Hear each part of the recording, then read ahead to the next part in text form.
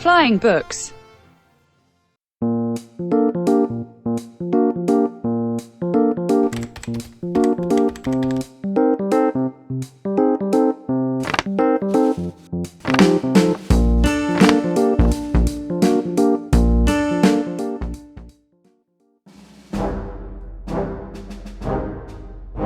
The Monkey King.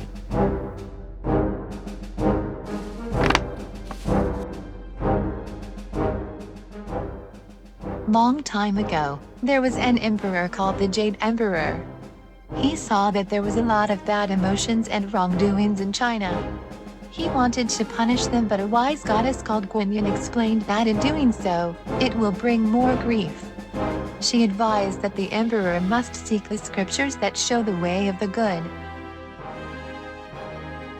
The goddess was a merciful and a peacemaker. She wanted what was best for the people of China. The scriptures were, however, all the way in India.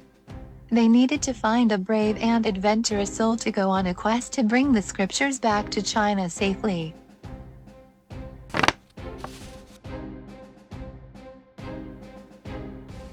The goddess of peace and mercy looked everywhere for the suitable candidate and finally came across a monk with a good heart. She explained the journey that the monk must go on, should he accept the challenge, but warned of the dangers that were to come. The monk replied that he has devoted his life to knowledge and is wise enough to accept the request.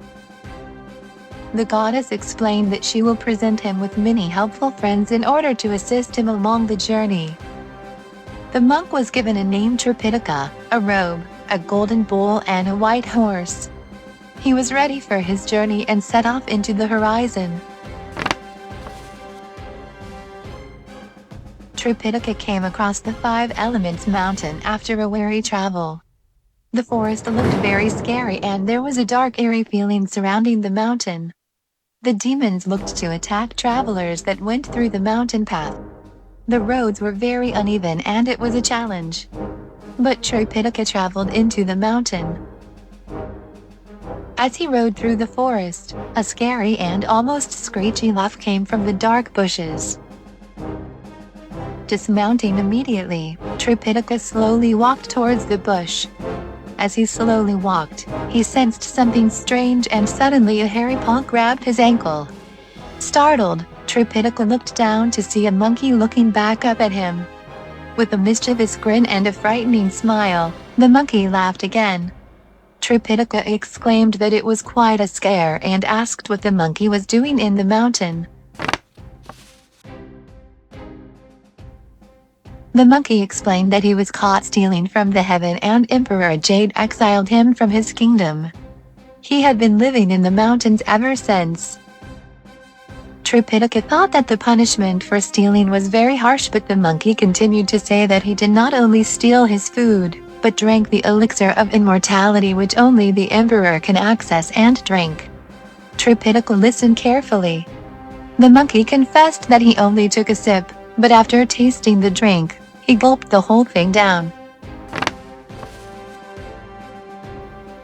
The monkey stated that he must now find the great scripture seeker and help him along his quest to bring back the scriptures.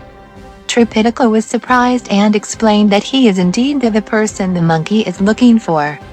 The monkey explained that Tripitaka has the power to free him from the shackles. Tripitaka at once summoned the monkey to assist him on his journey. The monkey was freed and took his cane in his hand.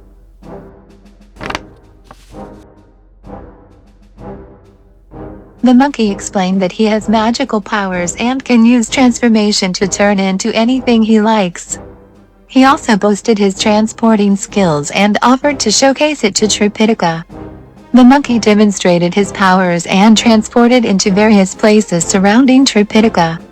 Tripitaka thought that the monkey was indeed very fast and accepted his assistance on the journey to find the scriptures.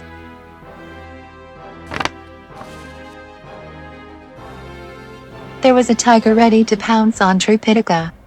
The monkey grabbed his cane and pointed at the tiger. In an instant the tiger died instantly. Tripitaka was startled but relieved. Tripitaka thanked the monkey and they traveled together into the great bamboo forest. The ogres who guarded the great bamboo forest hopped out and attacked the monkey and Tripitaka. They fought hard and the trees shook. The ogres suddenly stopped as the monkey explained that the scripture seeker Tripitaka is here. The pig introduced himself and explained that he was not always a pig and wanted to express his love for the Empress of the Garden of Jade. However, she screamed and had him banished from the kingdom. The Jade Emperor turned him into a monstrous pig to roam the forest in his hideous form. The only way to be saved is to meet the scripture seeker who will help him turn back to his original self. The monkey listened carefully and explained that he will take the pig to the scripture seeker. When Tripitaka heard this, he agreed to have him on the journey and wanted the pig's assistance. A few days passed and they reached the ends of the great sandy bottom river. A very silent and eerie atmosphere covered the area. The pig exclaimed that a terrible monster who devours and destroys everything lives in the river. The monkey explained that he could cross the river on a cloud. The pig and Tripitaka were stuck and wondered as to how they can cross the river. Suddenly a huge monster-like creature rose from the water and grabbed Tripitaka's horse. It pulled it into the water and disappeared into the dark depths of the water. The monkey quickly descended into the water after the monster. However, the monster disappeared into an entrance of a cave which was heavily guarded. The monkey demanded that the rose is to be returned at once.